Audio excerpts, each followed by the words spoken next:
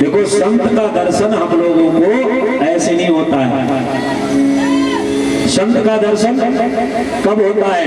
तुलसीदास जी ने सुंदरकांड में लिखा है। तुलसीदास जी ने सुंदरकांड में लिखा है संत का दर्शन कब होता है मालूम? विभीषण कहते हैं कि अब मोहि भरोस हनुमंता, अब मोहि भरोस हनुमंता,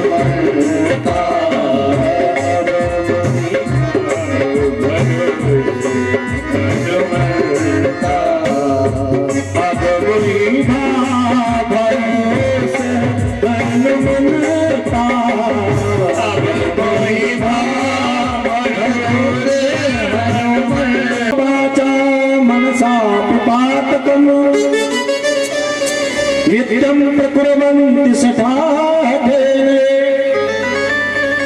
पुरस्पुष्टा मलिना दुराशया,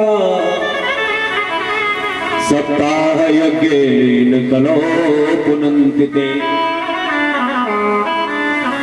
कायेन वाचा मनसा पातकम, शरीर से पाप हो जाए, मन से पाप हो जाए, वाणी से पाप हो जाए।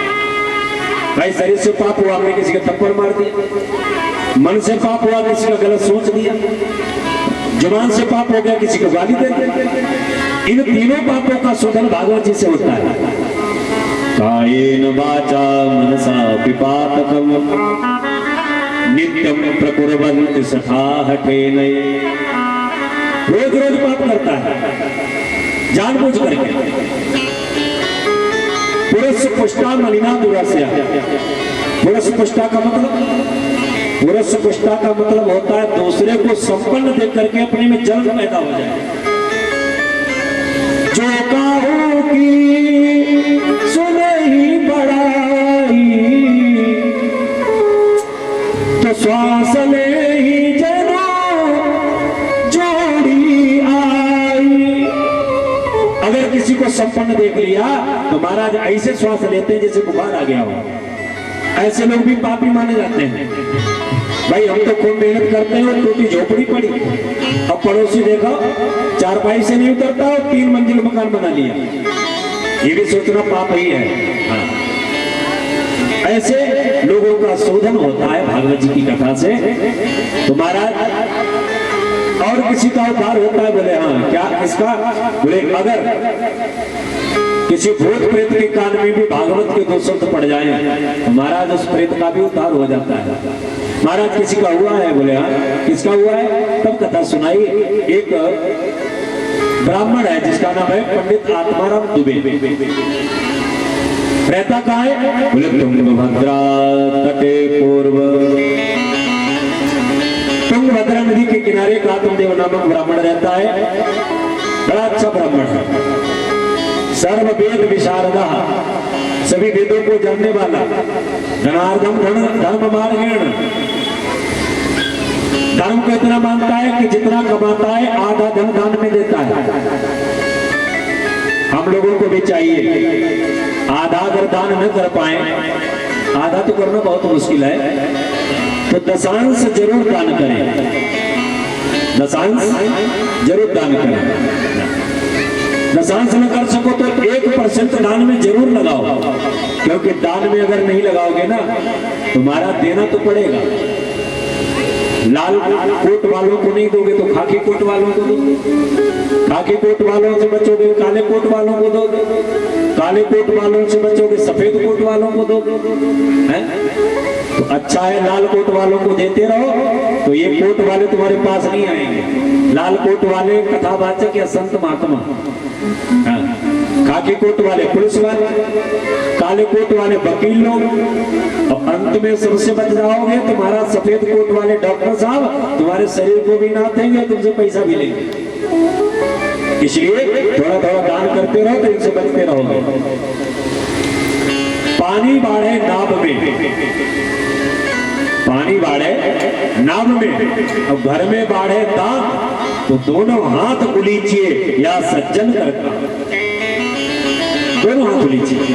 क्योंकि किसी कुएं से अगर पानी निकालना बंद कर दिया जाए और और फिर कहीं 2-4 महीने के बाद लोटा भरो, क्या पियोगे बोलो भाई। इसी प्रकार धन जो है हमारा दूषित होता है, और भागवत जी की कथा से हमारा धन भी शुद्ध हो जाता है, तन भी शुद्ध हो जाता है, और मन भी शुद्ध हो जाता है भागवत जी की कथा से। बड़ा अच्छा प्रावधान है। धन कब शुद्ध हुआ? जब हम घर से चले तो ला करके जो भी हमें श्रद्धा है, 1 रुपया, 2 रुपया, 10 रुपया, 100 रुपया, 50 रुपया, जो श्रद्धा है वो ला करके अगर हमने कथा में चढ़ा दिया तो हमारा धन का शोधन हो गया, धन शुद्ध हो गया।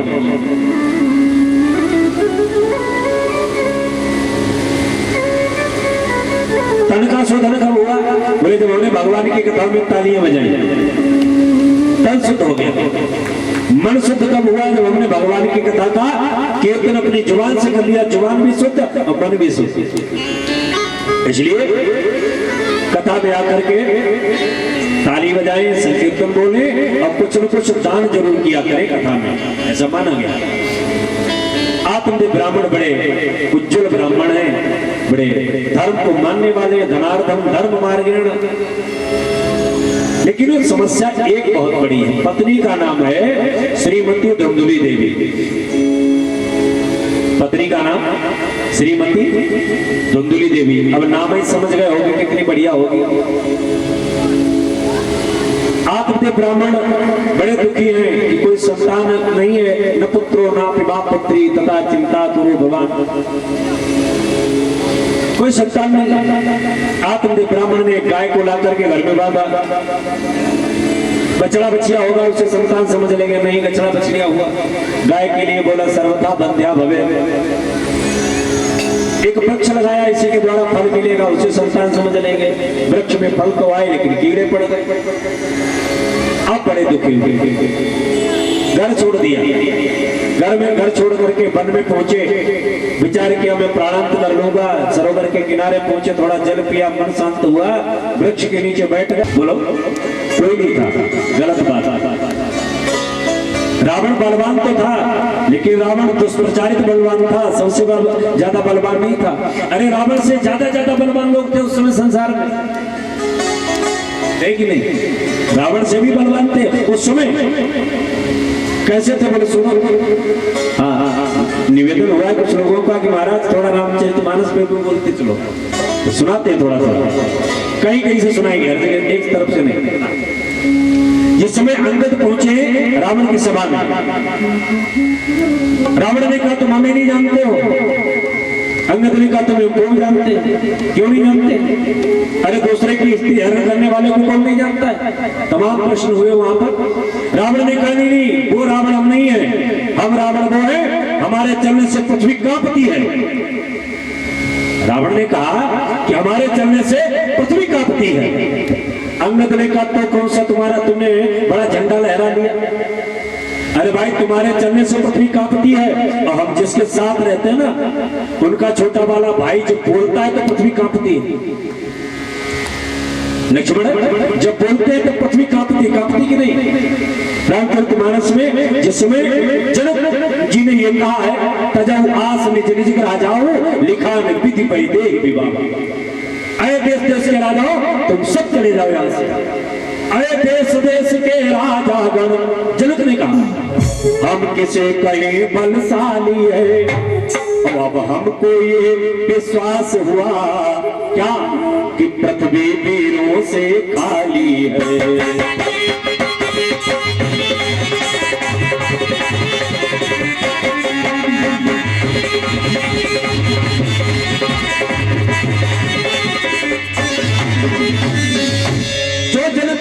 पृथ्वी वीरों से वीर हो चुकी है, अगर मैं ये जानता था पृथ्वी पर वीर नहीं है तो ऐसा संकल्प करके मैं अपनी जगासाई नहीं कराता। अब तुम सब यहाँ से चले जाओ, मैं समझ गया पृथ्वी पर कोई वीर नहीं बचा है। सब तो चुपचाप सहन कर गए, लेकिन गर्म दल के नेता लखनऊ से बात बर्दाश्त नहीं हुई। एकदम उठ करके खड़े हो गए। एक बात तुमने कहा मैंने सुन लिया, दोबारा इन शब्दों का प्रयोग नहीं होना चाहिए। क्यों? जिस सभा में रघुवंशियों में एक भी बैठा होता है, उस सभा में किसी की यही कहने की हिम्मत नहीं कि वीर वीर मई हम जाने। रघुवंश सिनेमा जाको वही तत् समाज असकाइन कोई कहीं जनक जस अनुचित वाणी विद्यमान रघुकुल मन जाना। जो लक्ष्मण उठ करके खड़े हुए और जाग करके बोले तो लखन सकोप भजन जब बोले तो डगमगानी माही। बोलो भाई, लक्ष्मण के बोलने से लखन सकोप वचन जब बोले तो डगमगानी माही दिग्गज बोले, पृथ्वी कांप गई। जो कांपी पृथ्वी, अंगद जी कहते हैं सुन ले रावण, लक्ष्मण के बोलने से पृथ्वी कांपती है, तुम्हारे तो चलने से कांपती होगी, तुम्हें तो चलना पड़ता है, लेकिन लक्ष्मण जब बोलते हैं तो पृथ्वी कांप जाती है। अब बताओ लक्ष्मण बलवान है कि रावण? बोलो कौन है लक्ष्मण बलवान है? भाई एक आदमी के चलने से काम होता है, अब एक जगह पर बैठ करके बोल देता हो काम हो रहा हो, भाई प्रभावशाली बोल जगह पर बैठ करके बोलता है। तो लक्ष्मण से बलवान रावण नहीं था। तो रावण ने कहा महाराज तब तो एक बात बताओ, छोटा वाला जब बोलता है तो पृथ्वी कांपती है, तो बड़े वाले को तो बोलना भी नहीं पड़ता होगा, पृथ्वी कांपती होगी। अंगद ने कहा महाराज राम जी जिस समय धनुष पर हाथ रखते हैं ना तो पृथ्वी कांप जाती है, और राम जी महाराज जो ही धनुष को उठाने के लिए झुके हैं, राम जी महाराज जो धनुष को उठाने के लिए झुके हैं तो पृथ्वी कांप गई। महाराज रावण से बड़े बड़े बलवान थे उस समय, लेकिन रावण दुष्प्रचारित बलवान हो गया। तो बलवान तो था ही, खैर इसमें तो कसर नहीं है, लेकिन सबसे ज्यादा नहीं था, ऐसा कहना गलत होगा, किसी वीर का अपमान नहीं करना चाहिए। तो रावण बलवान था। जटायु ने देखा रावण सीता का हरण के लिए जा रहा, और यदि अगर मैंने इसकी रक्षा नहीं की तो मेरा धर्म नष्ट होगा, और अगर लड़ गया तो मृत्यु निश्चित है। अपनी मृत्यु का भय छोड़ दिया, क्रोध करके रावण को ललकार लगाई, अरे रावण खड़ा हो जाए। भयंकर युद्ध रावण से किया। एक बार तो रावण को मार मार करके चोंचों से जटायु ने घायल कर दिया, मूर्छित हो गया। सीता को रथ से उतारा, प्रणाम किया। अंत में रावण जब उठ करके खड़ा हुआ दोबारा तो उसने क्या किया, कृपाण निकाली। कृपाण एक होती तलवार, एक होती कटार और एक होती कृपाण। तलवार में एक तरफ धार होती है लेकिन लंबी होती है, कटार छोटी होती है, अब कृपाण उसे कहते हैं जिसके दोनों तरफ धार हो। तलवार में एक तरफ धार है और एक तरफ कृपा है, एक तरफ काटती है, एक तरफ उसमें कृपा है, और कृपाण में उसका नाम है कृपान। एक तरफ कृपा नहीं, इधर से भी काटती है उधर से भी काटती है, उसका नाम है कृपान, उसमें कृपा है नहीं। रावण ने कृपाण निकाली और जटायु के पंख काट दिए। रावण चला गया सीता को लेकर। जटायु की स्थिति क्या हुई, समय पर क्रोध किया तो स्थिति ये हुई कि राम जी ने अपनी गोद में रख करके और जटायु को तात शब्द कहा है। तात शब्द,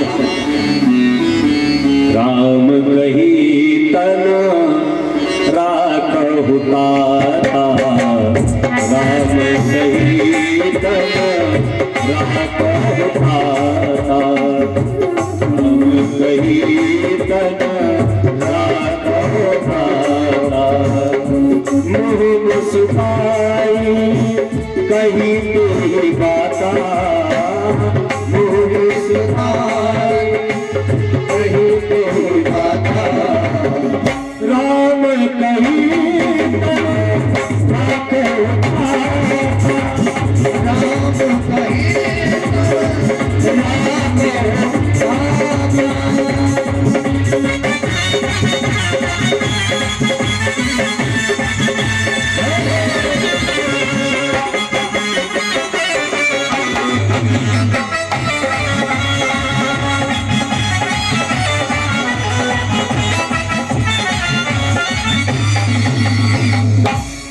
राम कही तनु राखो ताता। जटायु से तात शब्द कहा है, और तात शब्द के कई एक अर्थ हैं। तात छोटे भाई को भी कहते हैं, तात बड़े भाई को भी कहते हैं, तात पिता को भी कहते हैं। तो राम जी ने यहाँ पर जटायु से तात कहा, तात माने पिता। और असलियत अगर देखी जाए तो राम जी के धर्म पिता जो है वो जटायु ही है। कर्म पिता भले ही महाराज दशरथ रहे हो, लेकिन धर्म पिता जो है जटायु ही है राम जी का, क्योंकि जटायु ने राम जी को गोद ले रखा है। बड़ी मार्मिक कथा है। जटायु ने राम जी को कब गोद लिया? राम जी जटायु का ही दाह संस्कार करते हैं, क्योंकि पिता का अंतिम संस्कार करने का अधिकार जो है वो बड़े पुत्र का है, और बड़ा पुत्र यदि नहीं है तो छोटा पुत्र करेगा। तो राजा दशरथ का दाह संस्कार किसने किया? भाई कायदे भी तो राम को करना चाहिए था, राम बड़े और राम जब है नहीं तो सबसे छोटे कौन है? शत्रुघ्न। तो शत्रुघ्न को करना चाहिए था, तो शत्रुघ्न ने क्यों नहीं किया? किया है भरत ने। दशरथ का संस्कार भरत ने किया है। क्यों? भरत का क्या मतलब बनता है? भरत ने तो बड़े हैं छोटे। देखो दशरथ के बड़े पुत्र भरत ही हैं, राम को तो वो दान में जटायु को दे चुके हैं। क्यों दिया, कब दिया, ये ऐसे नहीं सुनाएंगे, जो राम कथा होगी तब सुनाएंगे। जब कभी आप लोग राम कथा सुनोगे तब सुनाएंगे कि राजा दशरथ ने जटायु को राम को दान में कब दिया। बड़ी मार्मिक कथा है। बोलिए राजा रामचंद्र भगवान की जय हो। तो जटायु ने समय पर क्रोध किया तो राम जी के गोद में शरीर त्यागा, और पितामह भीष्म ने समय पर क्रोध नहीं किया तो क्या हुआ? बोले बाणों की सरसैया पर पड़े रहे। तो क्रोध करना भी आवश्यक है, लेकिन समय विशेष जानना, कौन से समय पर हमें क्रोध करना है। तो व्यास जी महाराज लिखते हैं, बोले क्रोधाग्नि दग्ध, जो क्रोध की अग्नि में जलता रहता हो हर समय। कुटिलाश्च कामिना, कुटिलो कामी हो, शक्तायज्ञेन कलो पुनन्तिते। ऐसा भी व्यक्ति अगर भागवत की कथा 7 दिन सुनता है तो उसका उद्धार हो जाता है, और ऐसे व्यक्तियों का उद्धार होता है। सूत जी महाराज कहते हैं, कायेन वाचा मनसा पिपातकम, भगवान की गोद में शरीर त्यागा है उसने, और एक ने समय पर क्रोध नहीं किया तो महाराज 54 दिन तक बाणों की सरसैया पर पड़ा रहा। कौन? बाणों की सरसैया पर कौन पड़ा था? पितामह भीष्म। द्रौपदी का चीर हरण हो रहा है, और सबसे पहले द्रौपदी ने पितामह भीष्म की तरफ देखा। बाबा अगर तुम उठ करके एक बार कह दो कि द्रौपदी के वस्त्र को कोई हाथ नहीं लगाएगा तो बाबा मुझे भरोसा है दुशासन की औकात क्या है। दुर्योधन को भी कहना पड़ेगा कि दुशासन वस्त्र छोड़ दे। क्या तुमने अपने वंशजों को यही सिखाया है? क्या दूर दूर के राजा महाराजा इसीलिए तुमने बुलाए कि अपने घर की बहन बेटियों को उलंघा करके तुम्हें दिखाएंगे? और यदि अगर ऐसा है तो इससे तो अच्छा है तो अपनी आंखें फोड़ लो। भीष्म पितामह को क्या क्रोध आया? बोलो भाई, आया क्रोध? नहीं आया। और क्रोध में अगर उत्तर के भीष्म पितामह कह देते, दुर्योधन मैं हस्तिनापुर की गद्दी से बधाऊं लेकिन तुम्हारी ममता से नहीं बधाऊं, अभी मैं बाण के द्वारा तुम्हारा सिर काट दूंगा अगर द्रौपदी के वस्त्र को हरण कर दिया तुमने तो। ईमानदारी से बताओ कि अब दुशासन की हिम्मत थी जो द्रौपदी के चीर को हाथ लगा देता? नहीं मत थी, लेकिन क्रोध नहीं किया समय पर। परिणाम क्या हुआ? अर्जुन के बाणों से जर्जर होकर के पितामह भीष्म 54 दिन तक रक्त बमन करते हुए कुरुक्षेत्र में पड़े रहे। बोलो भाई। अब एक ने समय पर क्रोध किया, कौन? जटायु। जटायु पक्षी था, सीता का हरण किए हुए रावण लिए जा रहा है, और जो सीता ने पुकारा, आवाज लगाई तो जटायु ने सुना, पहचान लिया, अरे ये तो दशरथ की बहू है, रघुकुल तिलक नारी पहचानी। एकदम विचार किया, अरे ये तो सीता है, राम की पत्नी है। रावण हरण किए ले जा रहा है, और रावण से युद्ध करना मतलब मृत्यु को निमंत्रण देना है। रावण से युद्ध करना मतलब मृत्यु को निमंत्रण देना है, क्योंकि रावण कोई साधारण बलवान है।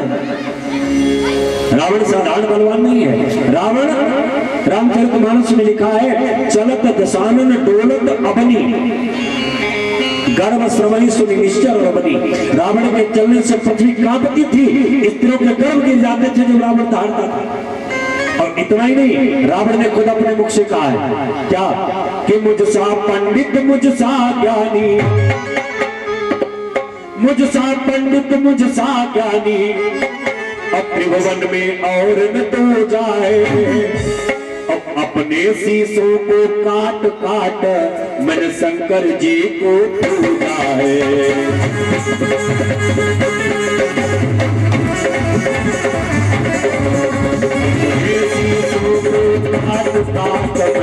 शंकर जी को पूजा है।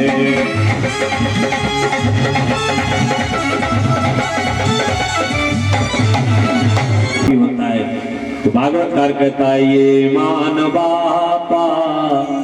पक्रतस्तु सर्वदा, जिसने सदैव पाप किया। और सदैव पाप करने का मतलब कभी हमने पाप होते देख लिया तो हम पापी बन गए, कभी पाप के लिए हमने कह दिया चलो जो भी हो रहा है होने दो, हमें क्या मतलब।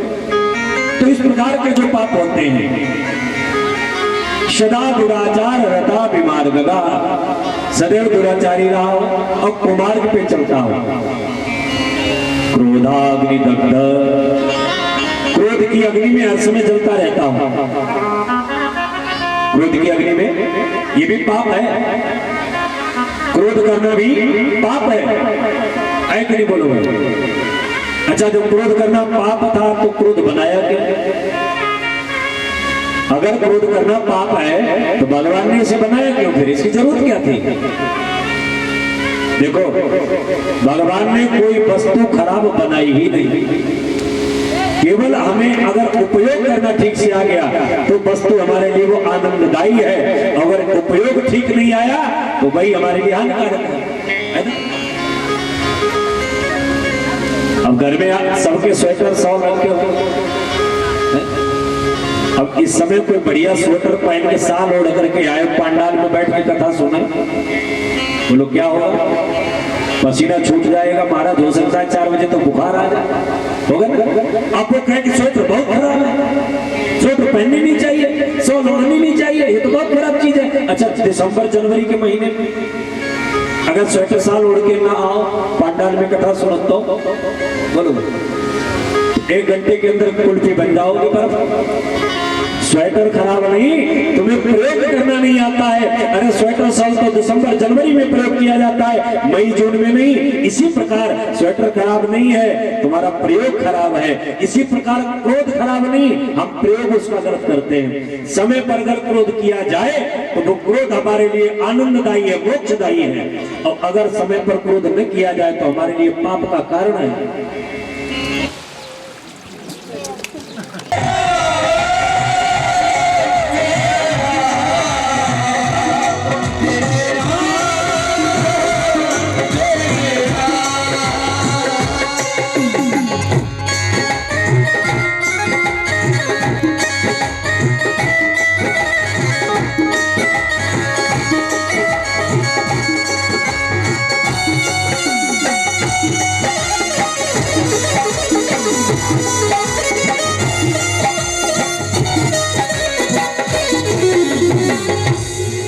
सती समर्थन करने वाला, देखने वाला सब पापी।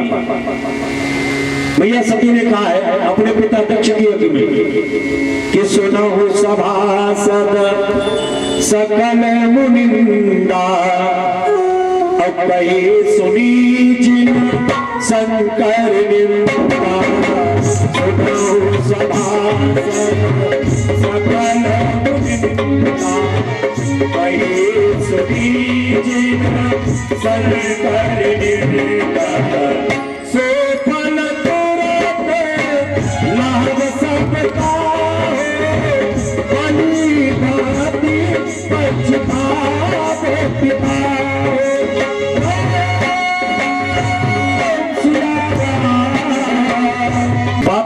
वाणी से हो सकता है, पाप को देखना भी पाप है। डांस के मित्र के पाप एक तरीके का नहीं, पाप कई तरीके का है। पाप को करना तो पाप है ही है, पाप को करना पाप है, पाप को देखना भी पाप है, पाप का समर्थन करना भी पाप है, और पाप को सुनना भी पाप है। बोलो भाई है कि नहीं है? हम अपने पास थोड़ी कहते हैं। रामचरितमानस पुष्ट करती है इस बात को। रामचरितमानस में मैया सती ने कहा है, कब? जब दक्ष के यज्ञ में अपने शरीर को त्यागने जा रहे हैं। किया। बोली भक्तवत्सल भगवान की जय हो। सोठी महाराज कहते हैं सुनकादिक ऋषियों, जहां पर भक्ति बिल्कुल, ज्ञान बिल्कुल शून्य हो गया हो, वैराग्य सो गया हो, और वो भी अगर भागवत जी की कथा को श्रवण करे तो भक्ति ज्ञान वैराग्य पुनः तीनों तरुण हो जाते हैं। महाराज और कोई इसमें विशेषता है? हाँ, और विशेषता है। क्या विशेषता है? बोले ये मानवा पाप कृतस्तु सर्वदा सदा दुराचार रता विमार्गगा क्रोधाग्निदग्ध कुटिलास्य कामिनाः शब्दाः यज्ञेन कलो पुनन्ति ते। ये मानवा पाप कृतस्तु सर्वदा, कैसे कैसे लोगों का शोधन होता है भागवत जी की कथा से जरा देखें। ये मानवा पाप कृतस्तु सर्वदा, जिस मनुष्य ने सदैव पाप ही किया हो। भाई ऐसा पापी कौन होगा जो सदैव पाप करता हो? देखो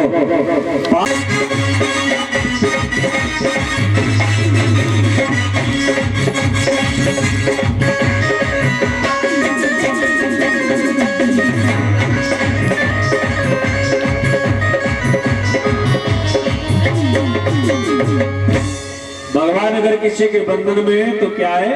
भक्ति।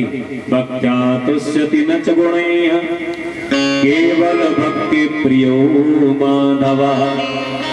भगवान को अगर कुछ प्रिय है तो भक्ति।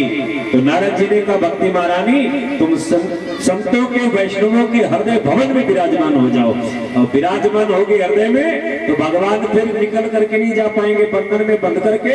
भक्ति सूत्रोपनद्धा, भक्ति के सूत्र में पड़े पड़े रहते भगवान, छटपटाते रहते, हिल नहीं पाते। भक्ति महारानी वैष्णवों के हृदय भवन में विराजमान हुई। 7 दिन कथा हुई, 7वें दिन भगवान प्रकट।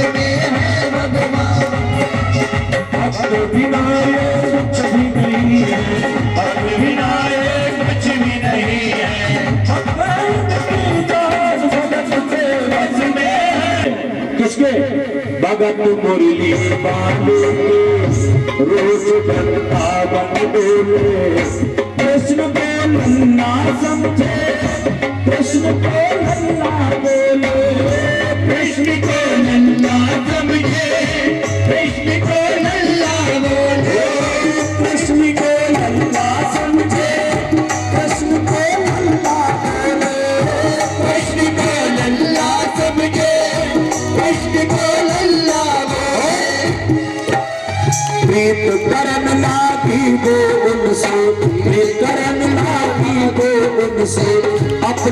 कृष्ण दामोदरम वासुदेवम हरे अच्युतम केशवम नाम नारायण। कृष्ण दामोदरम वासुदेवम हरे अच्युतम केशवम नाम नारायण। कृष्ण दामोदरम वासुदेवम हरे श्रीधरम माधवम गोपिका वल्लभम। श्रीधरम माधवम गोपिका वल्लभम। जानकी नायकम रामचंद्र हरे। जानकी नायकम रामचंद्र भजे। अच्युतम केशवम कृष्ण दामोदरम वासुदेवम हरे। अच्युतम केशवम राम नारायण। कृष्ण दामोदरम वासुदेवम हरे। भगवान की। तो सनकादिक ऋषियों ने समझाया भैया जो कार्य दूध कर नहीं कर सकता है वो दूध नहीं, जो फल कर सकता है वो उसका वृक्ष नहीं। उसी प्रकार जो कार्य श्रीमद् भागवत कर सकती है वो वेद नहीं कर सकता है। बात समझ में आ गई। नारद जी ने कहा तो भैया कौन सुनाएगा कथा भागवत की? सनकादिक ऋषियों ने कहा हम सुनाएंगे ना, हम सुनाएंगे कथा। कहाँ सुनाई जाए? बोले चलो हरिद्वार चलेंगे। अब हरिद्वार के लिए किसी ने टिप्पणी कर दी, बोले ये हरिद्वार है, हरि माने नारायण, भगवान नारायण का द्वार है। किसी ने कहा नहीं नहीं भैया ये हरिद्वार है, हरिद्वार, हर माने भगवान से, ये शिव का द्वार है। सरकारी ऋषियों ने प्रश्न ही पलट दिया, बोले नहीं हरिद्वार है नहीं हरिद्वार है, ये क्या है? बोले गंगा द्वार, ये गंगा जी का द्वार है। चलो सब लोग गंगा द्वार चलेंगे। हरिद्वार में आए, नारद जी ने सुंदर पुष्प का आसन लगा दिया, चारों भैया बैठ गए। नारद जी प्रधान श्रोता बने, सूचना करवा दी हर जगह भागवत की कथा हरिद्वार में हो रही है, सब लोग सुनने आओ। महाराज जितने भी संत थे वो सब अपनी सापुत्र शिष्या, अपने पुत्रों को लेकर के, अपने शिष्यों को लेकर के, अपनी अपनी पत्नियों को लेकर के सब लोग कथा में पहुंचे। देखो हम लोगों को चाहिए जब कथा सुनने आए तो अपने परिवार के जितने सदस्य सबको लाओ, क्योंकि सबका जीवन सत्संगमय होना चाहिए। पति अगर सत्संगमय है और पत्नी सत्संग विहीन है तब भी रास्ते पर दोनों चलने वाले नहीं है। पति का जीवन अगर सत्संग विहीन है और पत्नी सत्संग में है तब भी गाड़ी ठीक से नहीं चलने वाली।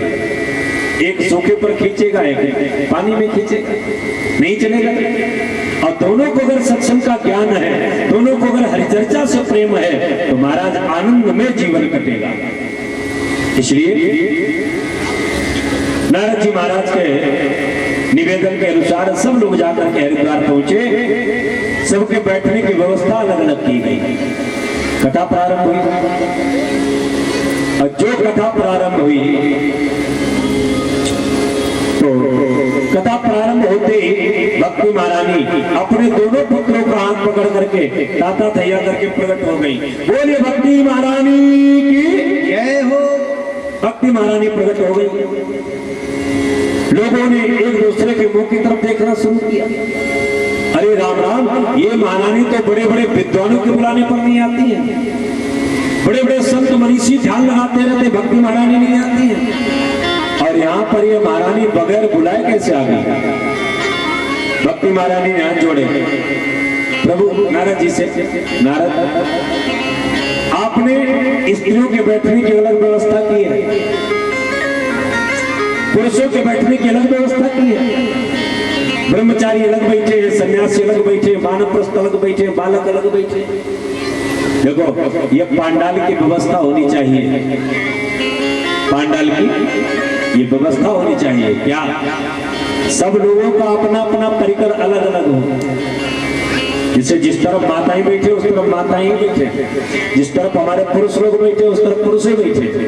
हाँ।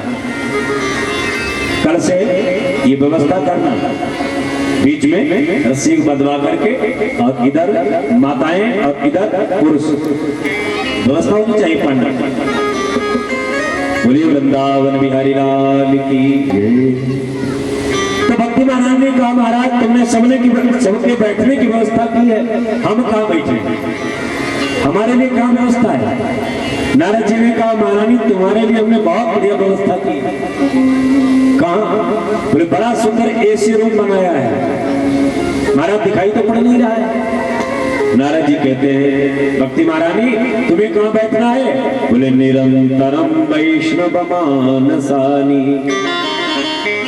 आप वैष्णव संतों के हृदय में विराजमान हो जाओ। भैया भाई साहब जो क्वालिटी कल मिल रही थी वो आज नहीं, आज लोड पड़ रहा है गले, कल बहुत बढ़िया बोला। नहीं कूलर की बात अलग है, आपकी तो क्वालिटी आज तो गाने को नारायण खुली हुई आवाज मिले, हरिओ हरिओ नारायण। हाँ ये बात हरिओ। बोले वृंदावन बिहारी लाल की जय। अब बढ़िया। नारद जी ने कहा तुम एक काम करो, बैठने के लिए बहुत बढ़िया जगह है, न बारिश का प्रकोप, न सर्दी का प्रकोप, न लू लपट, कुछ नहीं लगेगा। कहा? बोले निरंतरम वैष्णव मानसानी। वैष्णव संत जो हैं भगवान को मानने वाले, उनके मन में विराजमान हो जाओ। और जब मन में तुम विराजमान होगे ना तो भगवान आए बगैर रह नहीं सकते हैं। भगवान को तो हम बुलाते हैं लेकिन भगवान आते भी हैं। और भगवान ने जो तुम्हारे मन में झांक करके देखा, क्योंकि भगवान को ऊपरी चमक धमक से कोई मतलब नहीं। भगवान के पास जो कैमरा है ना, भगवान के पास जो कैमरा है वो अंदर की फोटो लेता है। कैमरा दो प्रकार का होता है। ये कैमरा ये देख रहे हैं आप सामने चल रहा है, अंदर तुम्हारे क्या पीड़ा है, क्या दर्द है, इन्हें कोई मतलब नहीं। ये जो फोटो खींचेंगे तो कहेंगे प्लीज स्माइल, थोड़ा मुस्कुरा, कहते हैं प्लीज स्माइल। और आपने अगर मुस्कुरा करके फोटो खिंचा दिया तो वैसे मुस्कुराती हुई बढ़िया फोटो आएगी। अब तुम्हारे अंदर कितना क्रोध भरा है, कितना दर्द भरा है, इस कैमरे को कोई मतलब नहीं। मुस्कुरा करके खिंचा तो फोटो बढ़िया आएगी। अच्छा, एक कैमरा और होता है जिसे तुम रो करके फोटो खिंचाओ तब भी कोई मतलब नहीं, हंस करके खिंचाओ तब भी कोई मतलब नहीं। वो तुम्हारे अंदर क्या है ये देख के बताएगा। वो कौन सा है? बोले एक्सरे मशीन, उसमें भी कैमरा है। एक्सरे मशीन में भी कैमरा है। अच्छा, टांग टूट गई हो और हंस करके खिंचाओ, एक्सरा कराओ तो क्या हड्डी जुड़ी आएगी, टूटी आएगी? उस कैमरे को, उस एक्सरे मशीन को तुम्हारे हंसने से रोने से कोई मतलब नहीं, और इसको तुम्हारे हंसने रोने से मतलब है। तो परमात्मा संसार के लोग जो हैं वो तुम्हारे ऊपर की चमक दमक देखते हैं कि तुम मुस्कुरा करके मिले, भैया खुशी हो गए। पंडित जी मुस्कुरा करके चकाचक मिलते हैं, पंडित जी के समान जलवा किसी का बुलंद नहीं। लेकिन पंडित जी के अंदर क्या है ये तो परमात्मा जानता है। अंदर का भाव भगवान जानते हैं, बाहर का भाव हम लोग जानते हैं। तो भगवान आकर के तुम्हारे अंदर जा करके देखते हैं, महाराज बड़ी भारी पलटन पड़ी है। काम, क्रोध, लोभ, मोह, मत्सर, कपट, दंभ, राग सब भरी पड़ी से ना भगवान बाहर से झांकते हैं, लौट जाते हैं, हाउसफुल है। और जहां काम, क्रोध, लोभ, मोह, ईर्ष्या, कपट आदि नहीं होते हैं, घर खाली पड़ा है और भक्ति महारानी से चमकता हुआ है, सजा हुआ भी है। भाई घर खाली पड़ा हो, बढ़िया सारी व्यवस्थाएं लगी हो, हर व्यक्ति का मन करता है इसमें एक दो दिन रुक ले, अच्छा लगता है। और घर चकाचक भरा हो, गंदी संदी व्यवस्थाएं हो, तो महाराज रुकने का मन हो तब भी नहीं रुकोगे। यही हाल भगवान का है।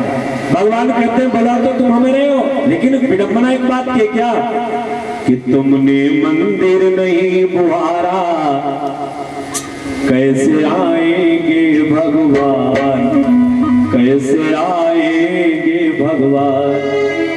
अपना मन रूपी मंदिर साफ करो, घर स्वच्छ करो और भक्ति से इसे समन्वित कर दो।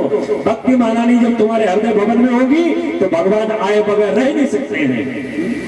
फिर चाहे वो अजामिल का घर हो, चाहे वो सदर कसाई का घर हो, चाहे पिंगला पैसा का घर हो, और चाहे वो महाराज भक्त ध्रुव का घर हो, अगर भक्ति महारानी है तो भगवान आए बगैर रह नहीं सकते हैं। क्योंकि भगवान अगर किसी के बंधन में है तो वो एक ही चीज है, क्या?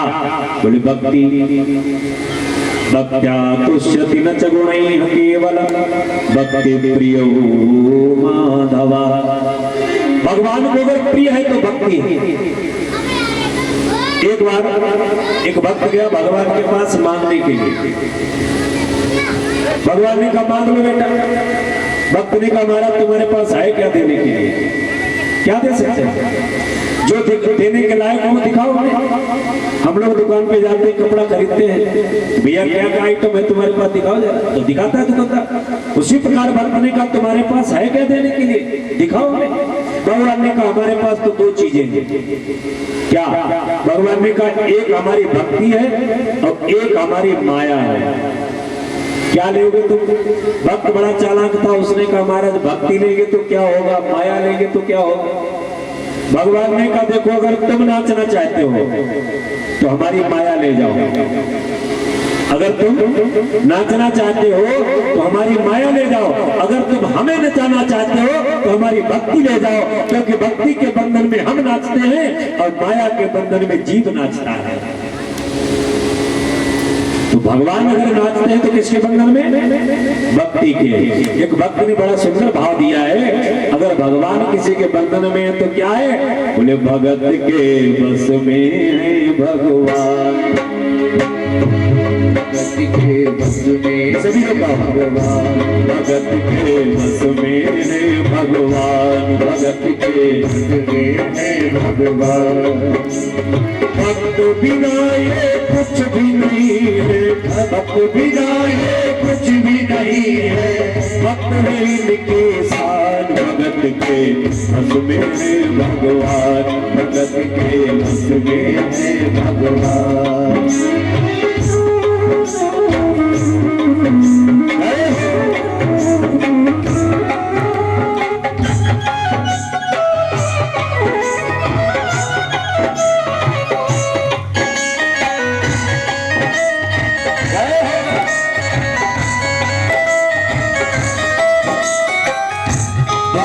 मुरली मालेगी रोज वृंदावन डोले, कृष्ण को लल्ला समझे, कृष्ण को लल्ला बोले, कृष्ण को लल्ला समझे, कृष्ण को लल्ला बोले, कृष्ण को लल्ला समझे। ये हमारे पुत्र हैं, इनका नाम है ज्ञान और वैराग्य।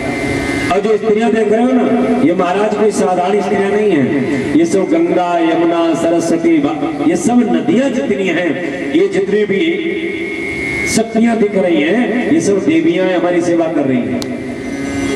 नारद जी ने कहा बड़ी विडंबना की बात है, अरे आप तक ये तो हमने देखा मैया पुत्री और पुत्र जवान, ये तो मैं पहली बार देख रहा हूँ कि मैया जवान है और पुत्र बुढ़े हो गए। मैया एक बात बताओ, ये तुम्हारे पुत्र बुढ़े पैदा हुए थे क्या? तो भक्ति महाराज ने कहा नहीं महाराज, बुढ़े नहीं पैदा हुए। बोले फिर? बोले बालक थे, जैसे बच्चे होते वैसे हुए। बोले फिर कैसे, ये क्या हुआ? बोले काल योगे नजर जरो, समय का ऐसा चक्कर लगा, जो हमारे पुत्र जवान थे वो बुढ़े हो गए। महाराज मेरा जन्म हुआ द्रविड़ देश में, बड़ा कीर्ति श्लोक है। भक्ति महाराज ने बताया, महाराज सुनो, उत्पन्ना द्रविड़े साहम प्रति कर्नाटके गता, क्वचिद क्वचिन महाराष्ट्रे गुरुजरे जीर्णतां गता। भक्ति महारानी कहती है, महाराज मेरा जन्म हुआ द्रविड़ देश में। भक्ति कहाँ हुई? बोले कर्नाटक में। देखो भक्ति का जन्म कहाँ होता है? ये भागवत जी के माध्यम से हम लोगों को समझाने का प्रयास किया गया है। कथा भागवत की नहीं, कथा तो हमारी तुम्हारी है। भक्ति महारानी कहती है मेरा जन्म हुआ द्रविड़ देश में। भक्ति का जन्म कब होता है? बोले जब हमारा हृदय प्रदेश जो है वो द्रविड़ देश बन जाए, हमारा हृदय द्रविड़ देश बन जाए। द्रविड़ देश का मतलब कथा पढ़ते पढ़ते, कथा सुनते सुनते आंखों से आंसू निकलने लग जाए, कंठ अवरुद्ध हो जाए, हृदय गदगद हो जाए। ईमानदारी से बताओ क्या भक्ति पैदा हुई तुम्हारे यहाँ की नहीं? कथा सुनते सुनते, कथा पढ़ते पढ़ते, कभी अनुभव करके देखना, कथा का बहुत प्रसंग आता है महाराज, जो आंसू अपने आप निकल आते हैं। और हम तो कथाओं में कई बार बिल्कुल मुक्त हो जाते हैं। जब कभी तुम्हारे आंखों से आंसू निकलने लग जाए, कथा सुनते सुनते, कथा पढ़ते पढ़ते, कंठ अवरुद्ध हो जाए, वाणी मुखरित न हो, हृदय गदगद हो जाए, एकदम शांत बैठने का मन करे, तो समझ लेना कि हमारे हृदय प्रदेश में भक्ति महारानी का जन्म हो चुका है। हुआ कि नहीं? बोलो भाई। उत्पन्ना द्रविड़ेशा, हृदय जब द्रविड़ देश बन जाएगा तो भक्ति अपने आप प्रकट हो जाएगी तुम्हारे हृदय भवन में। बड़ी कहाँ होती है, बड़ी कब होती है? बोले वृद्धि कर्नाटके गता। भक्ति महारानी की वृद्धि माने बड़ी कब होती है? कर्नाटकों के द्वारा। कर्नाटक क्या है? बोले कर्नाटक है हमारे तुम्हारे कान है कर्नाटक। भगवान की मीठी मीठी कथाएं सुनोगे। अरे महाराज सदन कसाई पर कृपा कर दी, अरे महाराज भक्त प्रहलाद पर कृपा कर दी, ध्रुव पर कृपा कर दी, अजामिल पर कृपा कर दी, अरे गरीब सुदामा पर कृपा कर दी, तो हमारे ऊपर क्यों नहीं कृपा करेंगे? ऐसी मीठी मीठी जब भगवान की रसिक कथाओं को सुनोगे तो भक्ति बढ़ेगी कि नहीं? बोलो भाई। तो भक्ति बढ़ती कब है? बोले वृद्धि कर्नाटके गता। कानों के द्वारा कथा सुनने से भक्ति बढ़ती है। क्वचित क्वचिन महाराष्ट्र गुर्जरे जीर्णताम गता। गुजरात में जब मैं पहुंची तब मैं वृद्ध हो गई। महाराज ठीक था, पुत्र जवान थे, मैं बुद्धि थी, बढ़िया था, लेकिन महाराज अब तो बड़ी शर्म लग रही है। क्यों? बोले हमारे पुत्र बुढ़े हैं और मैं जवान हूँ, लोग उंगली उठाते हैं मेरे ऊपर। तो महाराज कोई ऐसा उपाय अगर आप जानते हो कि हमारे पुत्र जवान हो जाएं, मैं बुद्धि हो जाऊं, तो बहुत बढ़िया रहेगा, बहुत कृपा होगी आप। तो नारद जी ने कहा भैया चिंता मत करो, मैं अभी कोई उपचार करता हूँ। नारद जी ने अपना झोला थैला खोला और जो चूरन चटनी थी वो सब खिलाई ज्ञान वैराग्य। उपचार शुरू किया। चूरन चटनी क्या है? बोले वेद वेदांत घोषैश्च गीता पाठैर्मुहुर्मुहुः।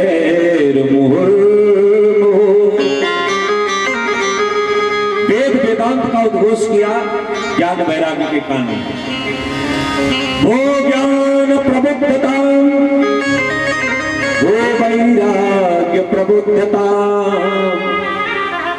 ऐ ज्ञान उठो, ऐ वैराग्य उठो। बार बार गीता का पाठ किया, बार बार वेद का उद्घोष किया कान में।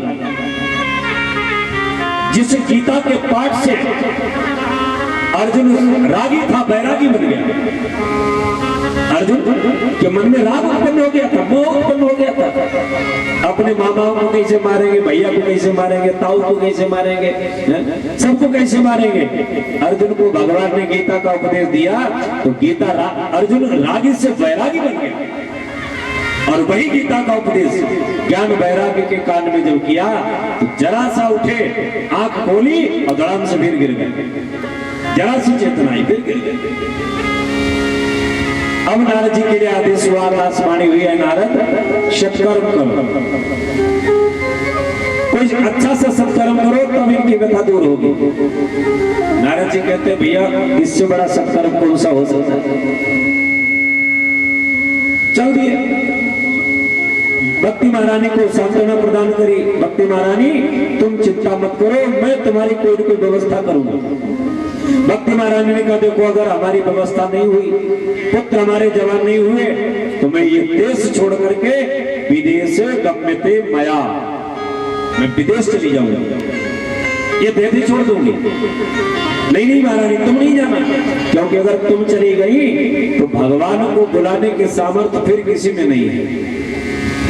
क्योंकि भगवान अगर आते हैं तो सिर्फ तुम्हारे बुलाने से।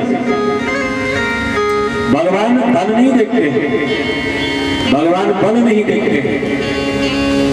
कुछ लोग कहते हैं भगवान तो ज्ञानियों को मिलते हैं, वो ज्ञान की चर्चा करते हैं, वेद पढ़ते हैं, पुराण पढ़ते हैं, उनको परमात्मा मिलता है। किसी ने कहा नहीं ज्ञान भगवान तो भाई बलवानों को मिलते हैं। किसी ने कहा नहीं भगवान तो बुजुर्गों को मिलते हैं। किसी ने कहा नहीं भगवान तो भाई ब्राह्मणों को मिलते हैं, वो वेद पाठ करना जानते हैं, पढ़े लिखे लोगों को मिलते हैं। एक ने कहा बिल्कुल गलत। क्यों? गजगीध ने कौन से वेद पढ़े और धरते कब के बट ध्यान रहे, और ध्रुव जी की अवस्था कौन बड़ी, और सवर्ण कहाँ रस खान रहे। सवरी को सरायो सदा प्रभु में, अरे कौन वहाँ भगवान रहे। महिमा ये शाम के भक्त की है, बस भक्त के सदा भगवान रहे। भगवान अगर कुछ देखते हैं तो भक्ति देखते हैं। जहां भक्ति होती है भगवान वहां पर बगैर बुलाए चले जाते हैं। तो नारद जी ने भक्ति महारानी को समझाया। भक्ति महारानी रुक गई। नारद जी अब चले गए आकर। अब सब संतों से पूछते हैं जो मिलता है, भैया सत्कर्म किसे कहते हैं? अब कोई तो, अब नारद जी को कौन बता दे सत्कर्म क्या होता है? अब कोई नहीं बता रहा है, क्योंकि भाई कोई एमबीबीएस डॉक्टर किसी झोला छाप डॉक्टर से पूछे कि भैया सिर में दर्द हो रहा है, टेबलेट बताओ, तो झोला छाप डॉक्टर एमबीबीएस डॉक्टर को क्या बताएंगे? वही हाल है। एक तो ब्रह्मा के पुत्र है नारद, देवताओं के ऋषि हैं, भगवान नारायण के पार्षद हैं, इतनी ऊंची डिग्री। अब इनको कौन बता दे कि भैया सत्कर्म क्या होता है? कोई कहता है कि हम तो मौन व्रत धारण किए, नवरात्रि का समय चल रहा, हम तो बोलते ही नहीं है। कोई नारद बाबा को देखता है तो रास्ते बदल देता है। ठीक उत्तर नहीं दे रहा कोई। तब तक आकाशवाणी हुई है नारद, कुछ संत तुम्हें मिलेंगे, वो संत जो उपाय बताएं वो उपाय। नारद जी कहते हैं भैया उन संत की खोज में ढूंढते ढूंढते हम तुम्हारे पास आ गए। अपने चारों भैयाओं को कथा सुना रहे हैं, या जो सनक सनंदन सनातन सनत कुमार हैं उनको सुना रहे हैं। सनकादि ऋषियों ने कहा नारद बस इतनी सी बात के लिए तुम परेशान हो? अरे हम बताएंगे वो सत्कर्म क्या है, काहे को चिंता कर रहे हो? नारद जी का बल बढ़ गया। चलो भैया ने आश्वासन दिया है तो हमारा कष्ट मिटेगा। अब आप बताओ वो सत्कर्म है क्या? सनकादि ऋषियों ने कहा वो सत्कर्म है श्रीमद् भागवत। आप उनको श्रीमद् भागवत कथा सुनाओ। नारद जी ने कहा मुस्कुरा करके महाराज बात जहां की तहां रह गई, कोई ठीक प्रश्न का उत्तर नहीं मिला। क्यों? आपने कहा भागवत कथा सुनो। महाराज भागवत कथा की बात छोड़ो, हमने तो उनको वेद वेदांत सुना दिया। और हमने सुना है ये भागवत कथा जो है वो वेद के अंदर से ही निकली है। क्योंकि निगम कल्पतरोर गलितम फलम सुख मुखादमृत द्रव संयुतम। निगम कहते हैं वेद को। निगम माने वेद। वेद रूपी कल्प वृक्ष का ये गला हुआ फल है भागवत। वेद रूपी कल्प वृक्ष का गला हुआ फल है। तो भागवत जो है वो वेद से निकली। और जो महाराज हमने पूरा मेडिकल स्टोरी खिला दिया और कोई लाभ नहीं हुआ तो भरोसा नहीं होता है कि 2 रुपए की पैरासिटामोल से बुखार उतर जाएगा। सनकादिकों ने कहा भैया ये तुम्हारा भ्रम है। भाई उदाहरण के तौर से समझाया सनकादिक ऋषियों ने। कोई माता जी पूड़ी बना रही है घी में, अब पूड़ी बनाते बनाते घी खत्म हो जाए। अब मैया ये सोचे तो घी तो भाई दूध से निकला है, तो लाओ दूध अब कढ़ाई में थोड़ा डाल लें, पूड़ी निकाल लें। ईमानदारी से बताओ क्या दूध से पूड़ी निकलेगी? यद्यपि घी दूध से ही निकला है, लेकिन जो काम घी कर सकता है वो दूध नहीं कर सकता है। जैसे आम के फल का स्वाद लेना है, इस समय गर्मी का मौसम है, बड़े बढ़िया थोड़े दिन के बाद आम चलेंगे। आम का स्वाद लेना है। अब आप सोचें कि आम का फल तो आम के पेड़ से निकला है, तो लाओ पेड़ की डंडी खा ले, आम का स्वाद मिल जाएगा। क्या संभव है? बोलो भाई, नहीं मिलेगा। यद्यपि आम पेड़ से ही निकला है, लेकिन जो स्वाद आम के द्वारा मिलेगा वो डंडी चबाने से तो नहीं मिलेगा। जो काम घी कर सकता है मच्चिंता विनाशया दर्शनम तव लोकस्य सर्वथा गहरम परम। वो साधु क्षण तिष्ठ, एक क्षण के लिए रुक जाओ। क्यों? बोले दर्शनम तव लोकस्य, आपके दर्शन मात्र से जीव के पाप ताप संताप सब नष्ट हो जाते हैं। और दर्शन के साथ साथ कहीं आपका अगर पाद प्रक्षालन मिल जाए तो कहना क्या महाराज। और पाक प्रक्षालन के साथ साथ कहीं आपकी कृपा का हस्त मेरे ऊपर रख जाए फिर तो महाराज सोने पर सुहागा है। इसलिए थोड़ी कृपा हमारे ऊपर करते जाओ। नारद जी कहते हैं जो भक्ति महाराज ने, गलत बात है भैया। बोलिए वृंदावन बिहारी लाल की जय हो। तो नारद जी कहते हैं जब उसने बुलाया तो हम पास में गए, जाकर के हमने वो सब माहौल वहां का देखा तो सबसे पहले हमने उस देवी जी से पूछा, वाह भगवान तुम कौन हो? कहां से तुम? आप हैं कौन? अब कहा विमो, ये दोनों कौन है? विमोवन, ये दोनों कौन है पुरुष? अब कहा विमा, ये सब स्त्रियां कौन है? अपना परिचय तो दीजिए। उस स्त्री ने हाथ जोड़ करके कहा, महाराज जो आप हमें स्त्री के रूप में देख रहे हैं ना, मैं कोई साधारण स्त्री नहीं हूं। कौन हो? अहम भक्तिर्दीक्षातो इमयो में तनयो मतो ज्ञान वैराग्य न मानो काल योगे न जर्जरो। देवी वो देवी कहने लगी, महाराज अहम भक्ति ख्यात, मेरा नाम भक्ति है। अब ये जो पुरुष देख रहे हो ये कोई पुरुष साधारण नहीं, महाराज ये हमारे पुत्र हैं, इनका नाम है ज्ञान वैराग्य। जय जय राम श्री राम, जय राम जय राम, श्री राम जय राम जय राम, जय सिया राम जय सिया राम, जय सिया राम जय सिया राम, जय सिया राम जय सिया राम, जय सिया राम जय सिया राम, जय सिया राम जय सिया राम, जय सिया राम जय सिया राम, श्री राम जय राम जय राम, श्री राम जय राम जय राम। हरि बोल।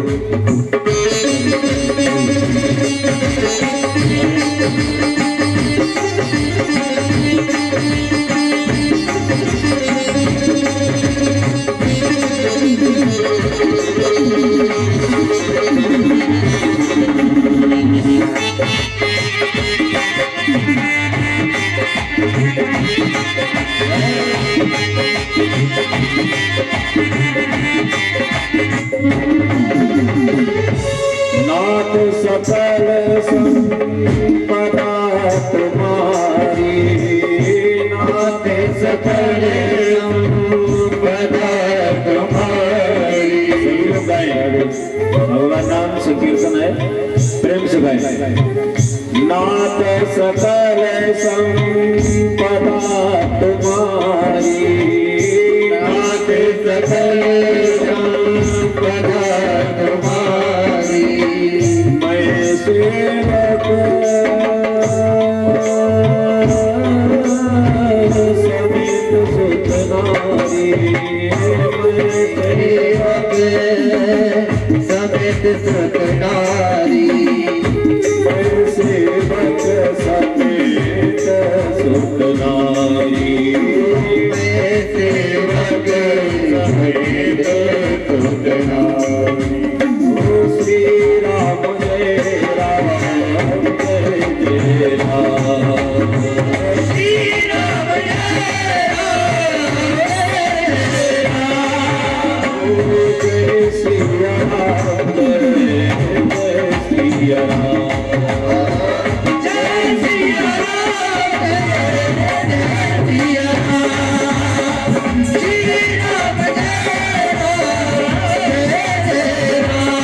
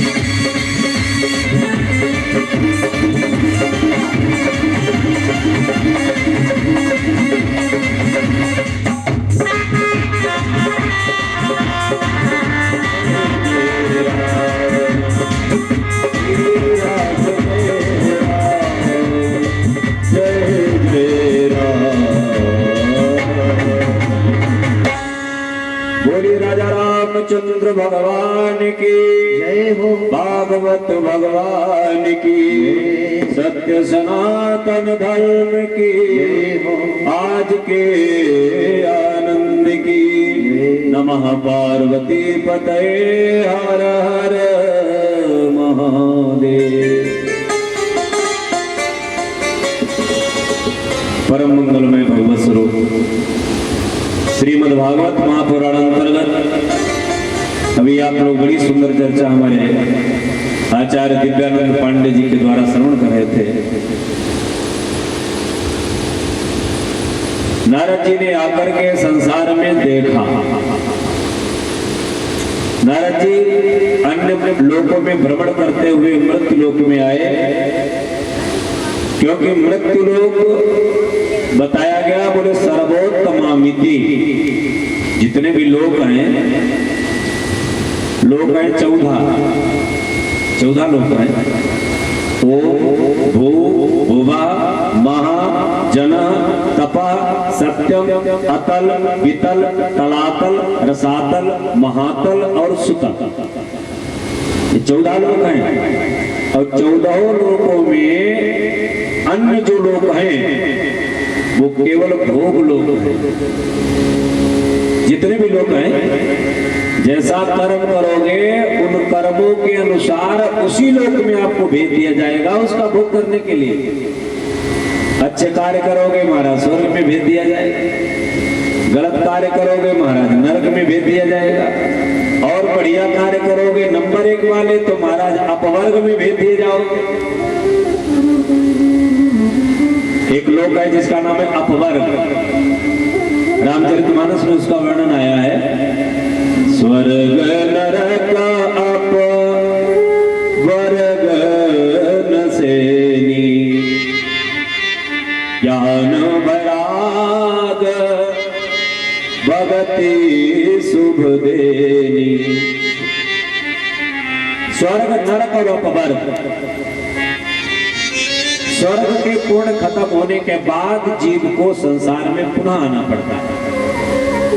भाई अकाउंट में हमने अपने पैसे जमा किए, वो बैलेंस खत्म हो गया, तो अब जब विड्रॉल लगाओगे तो आपको खारिज हो जाएगा, भगा दिए जाओगे। इसी प्रकार जो स्वर्ग में हमने संचित करके पूर्ण धर्म अपने इकट्ठे किए हैं, जब तक वो बैलेंस हमारा है तब तक स्वर्ग में हम रह सकते हैं। और जो बैलेंस खत्म हुआ हमारा धड़ाम से फिर फेंक दिए जाओ। उसी प्रकार नरक में हम लोग तब तक रहते हैं जब तक हमारे पाप क्षय नहीं होते हैं, पाप खत्म नहीं होते। पाप खत्म हुए महाराज अब जाओ तुम्हारी छुट्टी। तो स्वर्ग के पूर्ण नरक के पाप खत्म होने पर हमें फिर संसार में आना पड़ता है। लेकिन स्वर्ग अपवर्ग में जाने के बाद हमारा पुनः जन्म नहीं होता है, उसे कहते हैं मोक्ष पद। हिंदी वर्णमाला में पवर्ग की लाइन में 5 अक्षर है। हिंदी वर्णमाला में पवर्ग की लाइन में 5 अक्षर है। कौन कौन है? पा, फा, बा, भा और मा, है ना? 5 अक्षर है। और अपवर्ग का मतलब आ माने नहीं, आ माने नहीं, पवर्ग माने जहां पर पवर्ग के 5 अक्षरों का कोई महत्व ही न हो, उसका नाम है अपवर्ग। पा माने पतन, जहां पर जाने के बाद जीव का पतन न हो। नंबर 2 फा, पा फा, फा अक्षर का अर्थ है जहां पर जाने के बाद फल की इच्छा न रह जाए, पा फा। तीसरा है बा, जवाब देते रहो, रिस्पॉन्स देते रहो तो मन लगेगा। तीसरा अक्षर है वा, बा माने जहां पर जाने के बाद सारे बंधन खुल जाए, बा माने बंधन, सारे बंधन खुल जाए। चौथा अक्षर है भा, भा माने भय, जहां पर जाने के बाद सारा भय खत्म हो जाए। और अंतिम अक्षर है मां, मां माने मृत्यु, जहां पर जाने के बाद दोबारा जीव की मृत्यु न हो, उसका नाम है अपवर्ग। पतन फलासा बंद भय, मृत्यु जहां पर नाही, बाबा बाबा मारहित सो अपवर्ग कहाय। जहां पर फल की इच्छा न हो, पतन न हो, बंधन न हो, भय न हो, मृत्यु न हो, ऐसी जगह पर जाने के बाद उसका स्थान, उसका नाम है अपवर्ग। तो महाराज मृत्यु लोक जो है ये कौन सा लोक है? बोले ये कर्म लोक है। इसमें जैसा आप करोगे वैसा आपका फल मिलेगा। ये परीक्षा केंद्र है, कर्म भूमि। नारद जी आए, नारद जी ने विचार किया, देखें संसारिक लोग क्या कर रहे हैं। तो बिला आप लोग बड़ी सुंदर चर्चा श्रवण कर रहे थे। नारद जी सबसे पहले गए हैं कहां? बोले संतों के पास, क्योंकि संत तो धर्म का स्तंभ है। संत लोग जो है धर्म का स्तंभ है, संत धर्म इन्हीं पर टिका हुआ है। तो लाओ संतों की हालत देखें। संतों के पास जाकर के पहुंचे तो नारद जी ने क्या देखा? संतों की स्थितियां बिगड़ी हुई। संत कैसे हो गए? बोले विरक्ता सपरिग्रह, संत लोग संग्रह करने में जुटे हुए हैं, जिनको संग्रह नहीं करना चाहिए। संत की तो वृत्ति ही अलग है, संत को संग्रह नहीं करना चाहिए। संत लोग काय में लगे? बोले संग्रह करने में। कलयुग में संत देखो, ऐसा कोई शहर नहीं जहां संतों का आश्रम है। बड़े बड़े वीआईपी आश्रम, बड़ी बड़ी वीआईपी लग्जरी गाड़ी। नारद जी का मूड खराब हो गया। अरे संतों की हालत है। भैया एक बात बताओ, ये शोरगुल कहां से हो रहा है? उत्तर मिलता है ये मौनी बाबा के आश्रम से हो रहा है। ना मौनी बाबा और शोरगुल कितना हो रहा है। भैया कचौड़ी पकौड़ी मगौड़ी ये किसके लिए बन के जा रहे हैं? कौन खाएगा? उत्तर मिलता है ये फलाहारी बाबा खाएंगे। भैया ये बच्चे छोटे छोटे किनके घूम रहे हैं? उत्तर मिलता है ये सब ब्रह्मचारी जी के बच्चे घूम रहे हैं। हाँ, संतों की स्थिति है ना। हम सब संतों की बात नहीं कर रहे हैं, कुछ हैं उनको देख करके नारद जी का मन बहुत खराब हुआ। संतों की ये हालत है तो गृहस्थों की हालत क्या होगी? चलो चल करके देखते। तो नारद जी गृहस्थों के यहाँ आए। घर में क्या देखा? बोले तरुणी प्रभुता गे साल को बुद्धिदायका, उदर भरना जीवा बराका कूट भाषिमा। घर में साम्राज्य किसका? बोले देवी जी का। तरुणी प्रभुता गे, घर में राज्य किसका, चलावा किसका चल रहा है? बोले देवी जी का। पहले के जमाने में ऐसा नहीं हुआ करता था। पहले के घर में आदमी प्रधान हुआ करता था, आदमी ये सारी व्यवस्थाएं करता था। और अब जो कुछ माताएं कह देंगी वही होगा। देवी जी का चलावा चलता है ना। सलाहकार कौन है? बोले साले साहब। साल को बुद्धिदायक, कोई काम करो, बहन भले ही ना पाए, बहनों भले ही ना पाए, मामा नाना नानी भले ही ना पाए, लेकिन ससुराल से साला आ गया, समझो सारे काम बन गए। और साले के साथ साथ अगर कहीं साली से रह जाएगा फिर तो सोने में सुहागा, फिर तो किसी की कमी नहीं। तो साल को बुद्धिदायक का, साले सलाहकार होता है। और कहावत कही जाती है,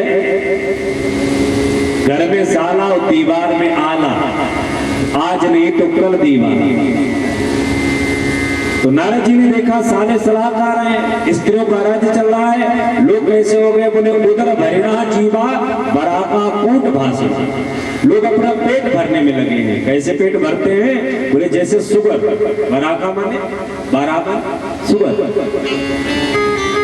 जैसे सुगर अपना पेट भरने में लगा हुआ है, उसे ऊंच नीच से मतलब नहीं, गंदे संदे से मतलब नहीं, स्वच्छ अपवित्र से मतलब नहीं, कैसा भी मिल जाए महाराज पेट में पहुंच जाए। आज का मानव भी तो यही कर रहा है। पता नहीं कितनों की गर्दन काट करके, कितनों की हाय ले करके और कितनों को दर्द दे करके तुम वो धन दे करके घर आते हो, है ना। हमें कोई मतलब नहीं सामने वाले का क्या हाल हो रहा है, लेकिन हमारा पेट भर जाए। सामने वाले ने पता नहीं कितने परिश्रम से अपनी बिटिया के लिए जोड़ जोड़ करके खून पसीने की कमाई और घर में रखी, और बैंक से बेचारा लिए आ रहा था घर, और तुमने उसका थैला मार दिया। पूरे जीवन की कमाई है, अब उसके आंसू क्या आशीर्वाद देंगे तुम्हें?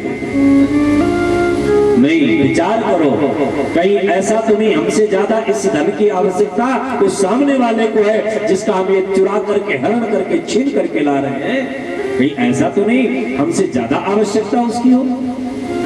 इसलिए लोग पेट भरने में लगे हैं और खुद नहीं अपने बच्चों को भी वही सिखाते हैं। रामचरितमानस के उत्तरकांड में तुलसी बाबा लिखते हैं, तुलसी बाबा ने लिखा है कि मातु पिता बा लखन बुलावे और उदर भरे से नीति सिखावे। मातु पिता बा लखन बुलावे।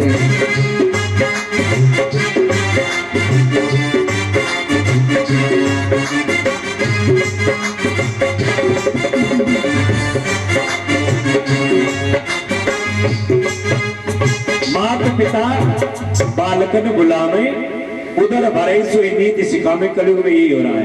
नारद जी ने देखा, बड़े दुखी हुए, कहीं शांति नहीं, अब क्या करें? तो नारद जी ने विचार किया, चलो एक जगह शांति मिलेगी। कहां? धन्यवाद वृंदावनम तेन भक्ति नृत्य यत्र।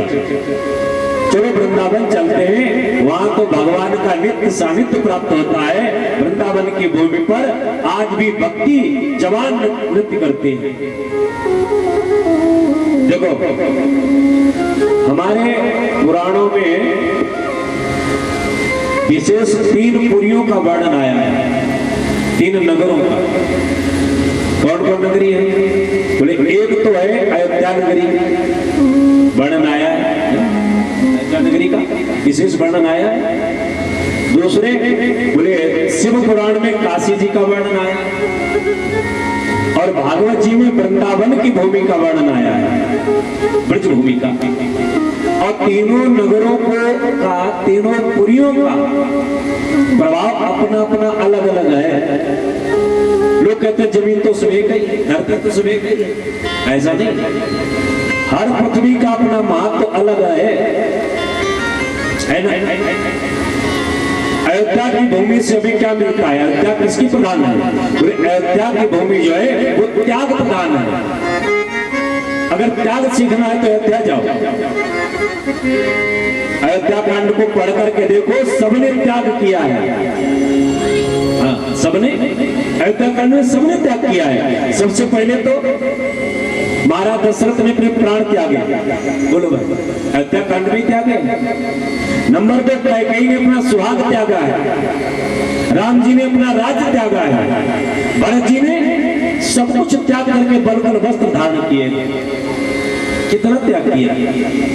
अगर त्याग सीखना है तो प्यारे अयोध्या की भूमि से सीखिए। हमें कभी रसगुल्ला खाने को न मिले तो हम स्वाभाविक कह सकते हैं कि भैया रसगुल्ला तो खाते ही नहीं, मैं तो त्याग दिया। भैया मिल ही नहीं पा रहा। दुबे जी के रसगुल्ला शायद 200-250 रुपए किलो, अब हम कहें हम तो रसगुल्ला दुबे जी के खाते नहीं, अरे खाएंगे क्या, हमें तो मिलने वाले नहीं, हमारे हरदोई में तो मिलते नहीं इतने बढ़िया रसगुल्ला। हालांकि हमने दुबे जी से कोई कमीशन नहीं लिया तो उनका आप सोचो एडवर्टाइज कर रहे हैं, ऐसा कुछ नहीं है। हाँ, दुबे जी से हमारा कोई संबंध नहीं, लेकिन फिर भी हम बताते हैं कि अगर हम कहें कि हम दुबे जी के रसगुल्ला नहीं खाते हैं, अरे भैया कहां से मिलेंगे, हमें प्राप्त ही नहीं है। अब यदि अगर हम दुबे जी के होटल में ही रहते हो और फिर रसगुल्ला न खाएं तो त्याग है कि नहीं, बोलो। प्राप्त है फिर नहीं खाते तो त्याग है, और न मिले और त्यागी बने हुए तब तो त्यागी है। भरत जी महाराज ने त्याग किया क्योंकि पिता ने भी राज्य दिया। पिताजी ने कैकेयी को वरदान में कहा कि मैं जाओ भरत को राज्य दे रहा हूं, लेकिन राम के लिए 14 वर्ष वनवास मत मांगो। राज्य तो भरत को दे दिया, लेकिन भरत को राम ने भी कहा कि तुम जाकर के राज्य का उपभोग करो, मिल गया और फिर भी भरत जी ने उसका त्याग कर दिया। इससे बड़ा त्यागी कौन होगा, बोलो। अप्राप्त सदा त्यागी, प्राप्त न हो तो तब तो सब त्यागी है, लेकिन मिल जाए फिर त्याग करो तो त्याग है। तो भरत जी ने सब कुछ प्राप्त होने के बाद भी त्याग दिया। लक्ष्मण ने नींद छोड़ी इसी कांड में। लक्ष्मण ने कितना त्याग किया, लक्ष्मण ने इसी कांड में नींद छोड़ी, घर छोड़ा, पत्नी छोड़ी, अन्न छोड़ा, त्याग की नहीं। तो अयोध्या की भूमि जो है वो त्याग भूमि है, इसमें सब लोगों ने त्याग किया है। काशी की भूमि जो है वो ज्ञान भूमि है। काशी की भूमि जो है वो ज्ञान भूमि है।